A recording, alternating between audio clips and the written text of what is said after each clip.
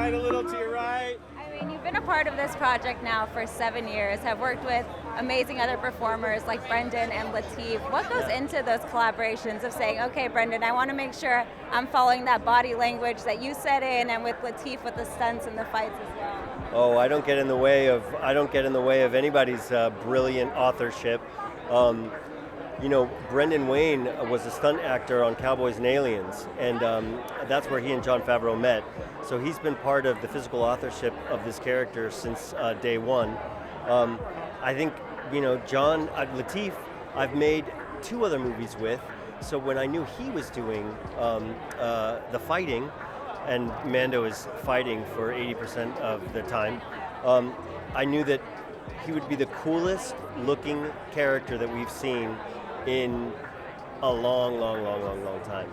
And John actually brought me in. I think he knew me from Narcos, and I came in also early stages to author the physicality. I spent months in the suit with the helmet on, and learned how important it was to play a beat with a gesture, to be somebody's scene partner in that form. So in the tradition of Star Wars, it's been an incredible collaboration from the beginning. I mean, there have been up to 5, 6, even on the same day in the suit. Listen, you've been dubbed the sci-fi queen. You have been a part of some of the biggest franchises. I have to ask, for you, just being able to play these strong women consistently in these universes, what is it about sci-fi that you think really allows for that, given that we live in such a patriarchal society? Yeah, that's a good way of looking at it, I think. That in other times in the future there might be more equity. I think that Star Wars, to me, is, I don't know, I find it so accessible, even though it's taking place in a galaxy far, far away, and is populated by so many different species that seem to get along, And so I guess I just have always, it never occurred to me that I'd be invited to participate. But as soon as Jon told me, watch this show, I fell in love with it.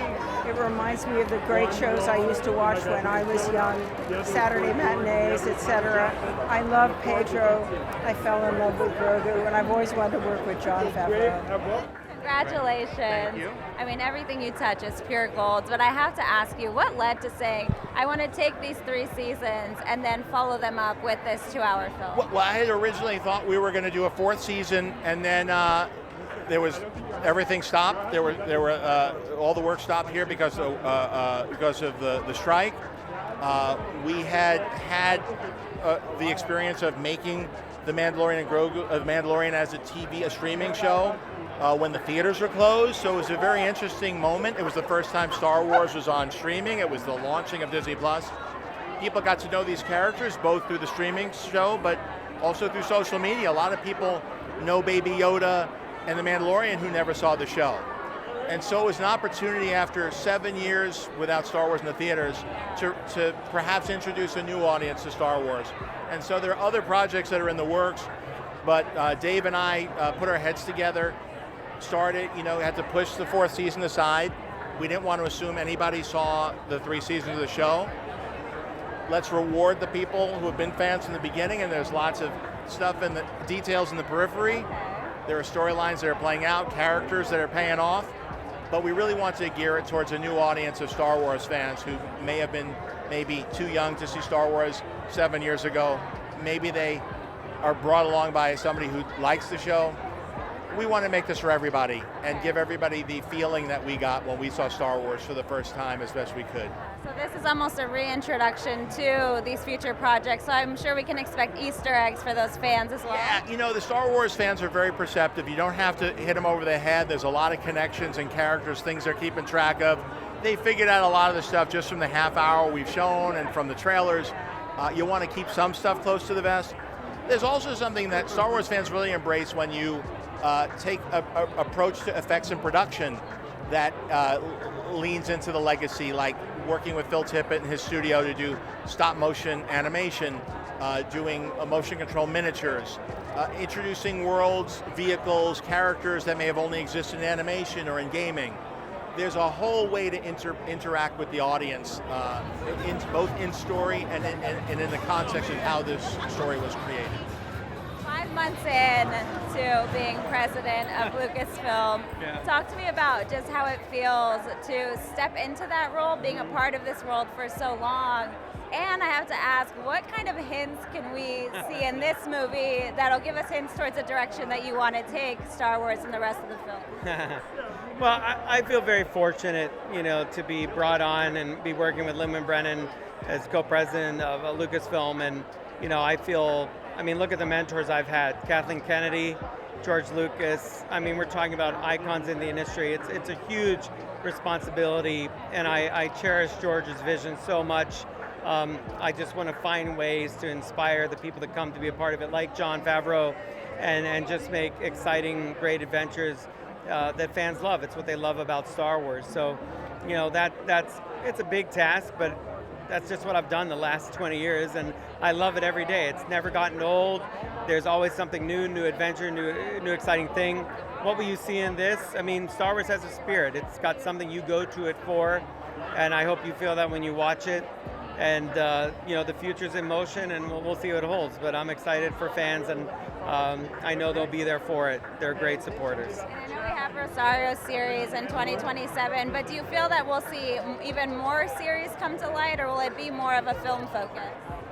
We'll see. Obviously we need it both. I think Star Wars came from the cinema. It sprung to life. We're on its anniversary coming up next year, which is really incredible. And so it's going to be great to celebrate that and George's incredible vision and creativity. But I love what I've been able to do. Like, I couldn't figure out how to make Ahsoka into a film way back when, even before I started working with Jon. So after working with Jon, I'm like, oh, I get it. It's a series. And so some stories work better for that, and some stories are movies. And I think we need it all. I think it's all part of what drives the big ecosystem that is Star Wars. Question for you. Will we see any connection drawn together between Yoda and Grogu?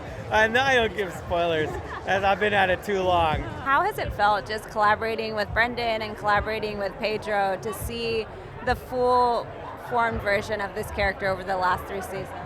Man, we're like family now. Like, I don't even consider those guys like people I work with. They're family. I've known Pedro for like almost 10 years now. We worked together on a few films before, Kingsman, and Triple Threat, or Triple, some other movie we did together. And Brendan, he's like my brother. We're very close, and so we're pretty much all one. Like, I don't really do anything without consulting them, pretty much. So it's a dream come true. And what went into, in those earlier seasons, what went into really figuring out the way that Mando was going to walk and kind of carry himself, especially as he continued to evolve throughout the season?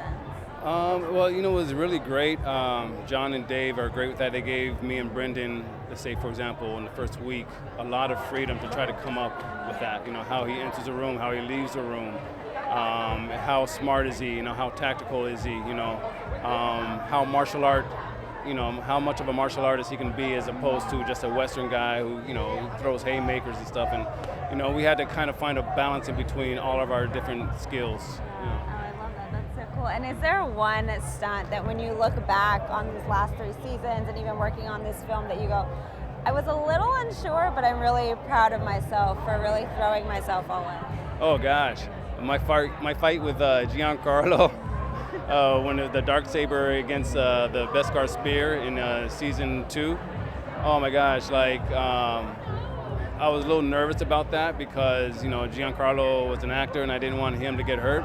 But I ended up being the one that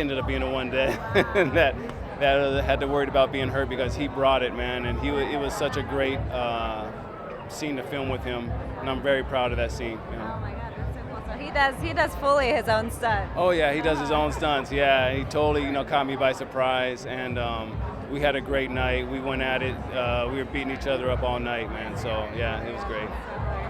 For you, what went into deciding this is how he's going to move, this is how he's going to evolve throughout the next few seasons and even with this film? Well, funny enough, Jon gave me some rules to follow in the beginning. He wanted it to look a lot like, he wanted me to model after Schwarzenegger and Yul Brynner Terminator and Westworld.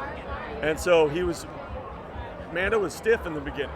He wasted no movements, and as the kid and him have built their relationship, you see him get a little more loose. And Carl Weathers was a huge proponent for me and a mentor for me, who brought me out of that and gave me agency to really give Mando some even more physical, specific actions and life. And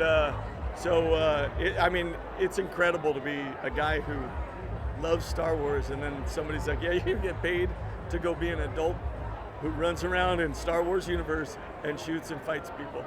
Pretty cool. I mean, it's amazing, and you get to also collaborate with Lateef and Pedro on that as well. What goes into some of those conversations of, hey, this is how he's going to move with the helmet off, this is how he's going to move in the stunts as well, so that it's still true to the performance that you kind of set in place? Lateef and I really have to dig into each other quite a bit. I think Pedro's he's a movie star. Like, he's the biggest star in the world to me.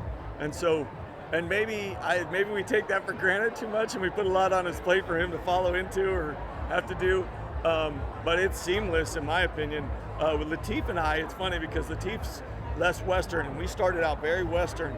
And so he would FaceTime me on another set and be like, hey, am I allowed to do this? And I'd be like, dude, you're a 2-time Emmy winner at this point. Why are you even calling me?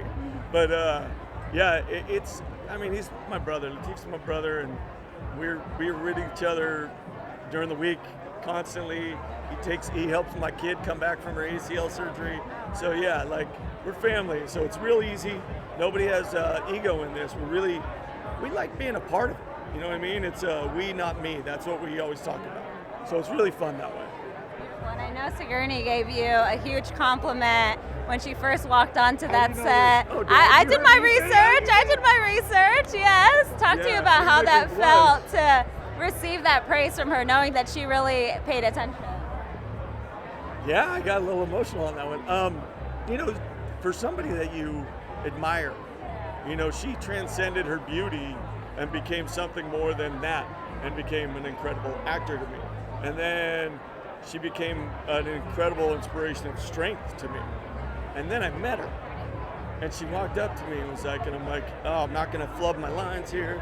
Hey, let's go. And she goes, Brendan, what an incredible job you do as Mandalorian. And I was like, I'm done. I was like a spaghetti in a hot pot. I was done. I was like, and then she's like, me and Jim were watching, and we just thought you're really incredible. And I'm like, And then you find out it's like James Cameron. You're like, what? And that's an incredible thing. And then you see the way she works. She doesn't just mail it in. She comes in, she's taking notes, she's checking with things, and you still learn something. And it reminded me to still learn something. And so, Sigourney Weaver, actor, that should be what's next to the definition. It's incredible.